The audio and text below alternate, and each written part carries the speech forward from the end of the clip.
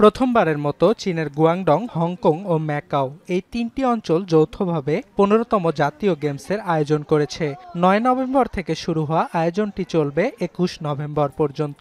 এবারের উদ্যোগটি শুধু খেলাধুলা নয়, তিন অঞ্চলের মানুষের মধ্যে বন্ধন তৈরিতে ভূমিকা রাখবে বলে মনে করেন দর্শনার্থীরা। রয়টার্স জানায়, প্রতিযোগিতার ভেন্যুগুলোতে অ্যাথলেট, কোচ ও রেফারি ছাড়াও ইভেন্ট পাসের মাধ্যমে বিনামূল্যে প্রবেশের অনুমতি পাচ্ছেন অনেক দর্শনার্থী।身份证和咱们的工作证就可以免费入园，就是因为孩子喜欢，所以我们今天带他来长隆。এছাড়া দর্শকদের আকৃষ্ট করতে টিকেটের মূল্যে বিশেষ ছাড় দিয়েছে কর্তৃপক্ষ।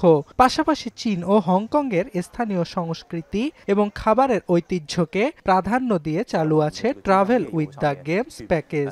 包括像我们这种武术的一些文化呀，包括像粤菜的一些文化，我们观看乒乓球比赛的。খেলাধুলা ও স্থানীয় সংস্কৃতির প্রসার ছাড়াও অর্থনৈতিক দিক থেকেও গুরুত্বপূর্ণ এবারের আসর। গত আগস্টে শুরু হয়েছিল ইভেন্টের টিকিট বিক্রি।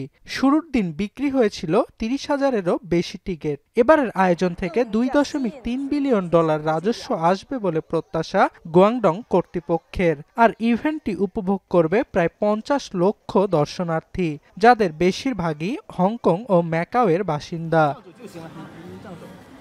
২০২১ সালে চীনের মন্ত্রিসভা তিনটি অঞ্চল নিয়ে যৌথভাবে জাতীয় গেমস উদযাপনের অনুমতি দেয়। এছাড়া ২০২২ সালে এটির সফল আয়োজনের লক্ষ্যে গঠিত হয় প্রস্তুতি কমিটি। এবারের গেমসে ৩৪টি প্রতিযোগিতামূলক ইভেন্টে অংশ নিয়েছে প্রায় ২৬,০০০ অ্যাথলেট। অর্ণব প্রসাদ, এখন বিশ্ব। শিয়া বাটার ও ভিটামিন ই সমৃদ্ধ লিলি বিউটি সোপ, তারুণ্যময় উজ্জ্বল ত্বকের জন্য। রিমার্ক,